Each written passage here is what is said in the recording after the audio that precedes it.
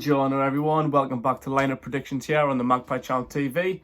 Game tomorrow against Crystal Palace. 3 o'clock kick-off at Selhurst Park. Feels like it's been fucking ages ago we played a 3 o'clock Saturday game in the Premier League. But down tomorrow, South London, Selhurst Park. 13th versus 14th. We're 1 place and 1 point ahead of Palace. They've got the least goals in the Premier League. Even less than us, somehow.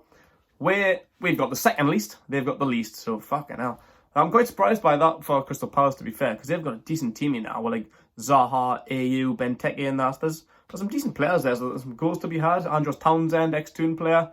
I'm quite surprised they've got least goals than us, who've got 1 striker with 1 goal. Fucking mad, I don't know how they're so unable to score goals. But anyway, team news. Obviously, Shelvey, Dummett and Kraft are out. They're long-term absentees. The injury Kieran Clark picked up against Arsenal isn't good. There's not a timescale on it yet, but it looks like a bit of a bad one. Could be a bit of a lengthy one. Andy Carroll's still not back. Shocker.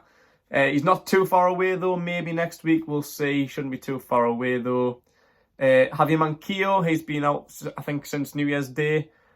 He's been back in training, but he's not ready yet. He's another one that could come back into contention next week, but not this week. Christian Atsu, he's one that's regularly in the squad. He's ill. He's got the bug, coronavirus or something, I don't know. But he's sick, can't make the trip. And the big one, depending on if it's going to make a difference, is Joe Linton. He's a slight doubt. He's got a bit of a thigh strain. So that's one we're going to have to monitor. I'm not too sure if he'll play or not, but we have got Gale and Muto back in contention. They've been training this week, looking good, so there's a chance there. I've been hearing like rumours this week that Joelinton may have been getting dropped due to his performances lately. With Gale coming back, I've been hearing that Gale was meant to be starting anyway. But with Joelinton's thigh strain, that could happen. So we'll have a look at the lineup in a minute. I've just been looking at the fixtures. We've got some big games coming up, you know. 13 games left of the season. Was it 12 now? Something like that. Crystal Palace. This is the start. Well, you know how it is. The start was like 3 weeks ago. The teams around it at the minute in the league. I'll put the league up now. The teams there, we've got pretty much all of them to play, including the last couple of weeks. Norwich at the bottom, Arsenal in 10th. We've played them and we didn't get a result. We've got 1 point to show for that. The disappointing 0-0 draw with Norwich. Obviously got smacked off Arsenal last week. But we've got Burnley, Southampton, Villa, Bournemouth, West Ham, Watford and Brighton all to play. So we've got to start picking up points there. We'll put out on my social media the other day, how many points do you reckon we'll get? As Premier League history tends to go, 40 points is what you need. They call it the magic 40-point mark. That's what you need to avoid relegation. We're only 9 points off that, 3 wins. I definitely think there's more than 3 wins there available, but it just depends how we come on. It's just been so unflattering, the performances lately, despite being on 8 games unbeaten in the last 9. It's been poor, but starting from tomorrow, Crystal Palace, we've got to start picking up points and beating our rivals in this relegation scrap.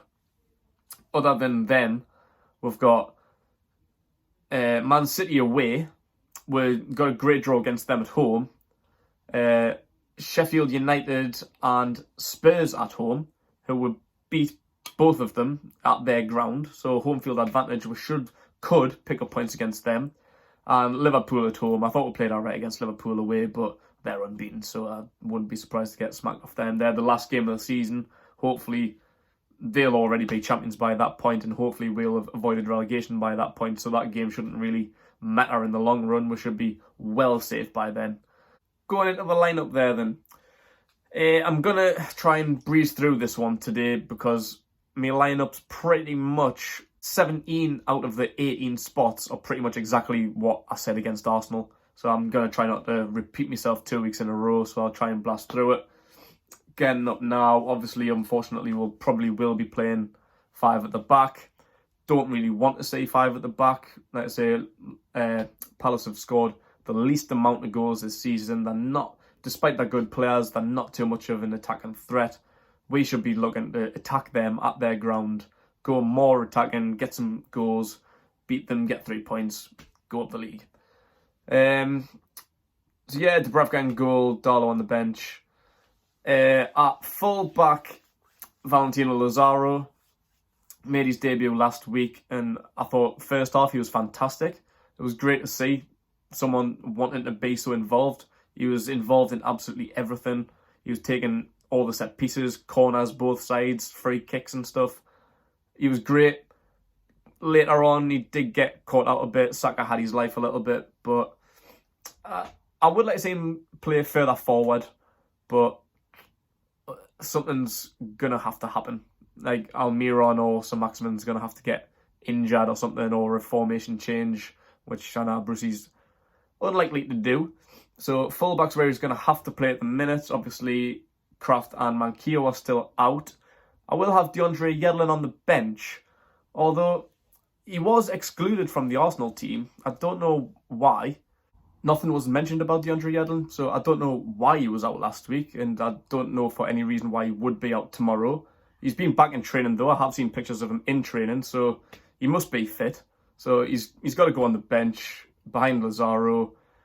Other side, Danny Rose. He made his debut starting forward against Arsenal, and his performance I didn't think was too great. First 10-20 minutes, I thought he was actually really, really good. Defensively solid as well. I know wing backs sometimes aren't really used as defenders. It's more about what they do going forward. But Rose was great defensively, but I think he did look a little bit tired. I think he's put on a little bit of weight. He just needs to trim that off a little bit. He's been on them fish and chips a little bit too much. He's been down Blythe Beach, fucking scranning them fish and chips and mushy peas. He hasn't played a game. He hasn't started for Tottenham this season. So I think 8 months maybe 9 months was his last start. I don't know. I'll have to look into that, but he hasn't played a whole lot of games lately, so I'm not surprised he's not match fit. He wasn't getting forward as much as I would like. We know he can put in a great ball. He made a lot of assists for Tottenham over the last few years, but when Sir Maximin was attacking, he wasn't really creating much of an option. He wasn't looking to overlap. So I'd like to see a little bit more of that. Hopefully he just needs to get fit, and we'll have Matt Ritchie behind him as well. Matt Ritchie is obviously usually a great option to have on the bench to come on, fresh legs late on. In the middle of defence, obviously Jamal Lascelles, the captain. And either side of that, I put Shaw and Lejeune last week, expecting them to start. I did say last week that on paper, I think they are our 2 best defenders, including Lascelles. I think that's our best centre-back trio. I really do. Clark and Dummett have come in this season and been class, but obviously they're excluded today, tomorrow, injured. And Federico Fernandez, he got the start with Kieran Clark last week. I like Fernandez, I really do. I've been a big fan of him all season.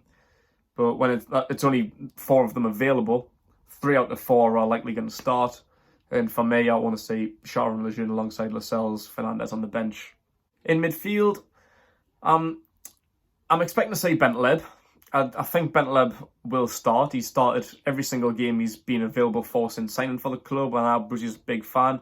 I don't think he had a great game against Arsenal. I thought he was quite poor. I thought he'd be more up for it. I think it was his second Premier League start since coming back to Premier League, I think. And against a rival, his next Tottenham player, or I thought he would have been more up for that game. So that was a bit disappointing. I would expect Bentaleb to start, and alongside Isaac Hayden. I don't know why Hayden didn't start. Like, he's an ex-Arsenal player. He would have been dead up for that. He's started the majority of our games this season. I think he's one of our most important players. He's so crucial. He puts in 110% every week. Like, he would have been so up for that game. I'm disappointed that he didn't start. I don't know if it was a lack of fitness. He might have been carried in a slight knock. I don't know. But Sean Longstaff started alongside Bentaleb. It was all right. He's been picking up his performances lately. I think he's had a very poor season. His last 2 games have been all right. So, what I would like to see, this is me prediction. I reckon Bentaleb and Hayden will start. But what I would like to see is Hayden and Sean Longstaff. They were the duo last season. when Shelvey and Diame were injured, no one really wanted to see Hayden because it seemed like he wanted to be out of the club. Sean Longstaff was a kid, hadn't really played any first team action. But when they came in as like a makeshift pair, they were class. That's when Hayden become a fan favourite. That's when we really start to think, he's a fucking player. He really, really tries. He's a great player. Obviously, Sean Longstaff last season was one of our best players, getting 50 million price tags, big money moves to Man United. So, no, I know he hasn't been great, but he is picking up them performances, and him and Hayden do complement each other really, really well. So I would like to see Sean, but I just think Brucey's would prefer Bentaleb, and like I say, obviously Isaac Hayden, really, really crucial player. Sean and Matty likely to be on the bench. But we'll see how that one goes. Up top, I'm going with obviously Miggy and Maxi, and Joe Linton up top. I do expect him to start. I know he's a slight doubt, but I think as long as he can come through training today, as long as he's got something in him, I reckon Brucey will still give him the nod. I know Brucey is a big fan of Dwight Gale, so I wouldn't be surprised in the slightest if Dwight Gale started. As I mentioned before, there was rumours that Joey was going to be dropped anyway. But nah, I think he will stick with Joe Linton, providing he can prove that he's fit. And I think he needs this. I think Joe Linton does need the confidence. Brucey spoke about him today, saying he's not a natural striker. Nice shit, Sherlock. But he's getting there. I think he is getting there. Week by week, he's put in the effort. That's what we were missing a month or so ago when we were all giving him stick against Rochdale. He wasn't putting in the effort. Now I think he is. I think he's opening his eyes a little bit, and he is trying. His performances are improving, definitely. So providing he can stay fit, he'll likely start with Gale on the bench. And if Joe Linton can't make the squad, it's likely Gale will start, and we've got Muto back in contention. So I'm excluding Muto from this squad. Don't particularly rate him. But obviously that's all dependent on Joe Linton's fitness. Joe Linton could start from the bench if he's not fully fit, but still got something in him.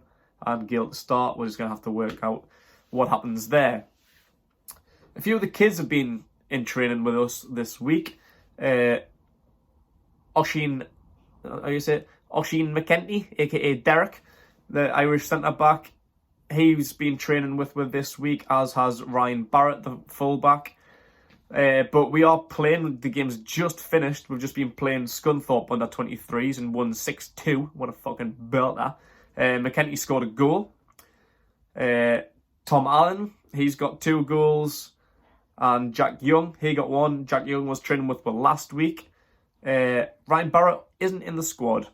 I don't know why. Maybe that's a sign that he might be travelling with the first team tomorrow. I'm not too sure. Elias Sorensen is suspended, obviously after his red card in the derby last week. So he might travel with the squad as well if he's not going to be included in the under-23s. But what we do know is that Allen, Young and McKenty are unlikely to travel. So that's my team. That's what I'm going to go for. I think that's likely. Obviously pending Joe Linton's fitness. Yeah, let me know what you guys think. I've put a 0-0 draw on. The 2 least scoring teams in the league. That wouldn't fucking surprise me in the slightest. Decent odds for it and all. I wouldn't be surprised. So yeah, probably 0-0. I think either team can scrape it by a goal to 0. If it's not going to be a goal fest, imagine it being 5-4 or something. That'd be class.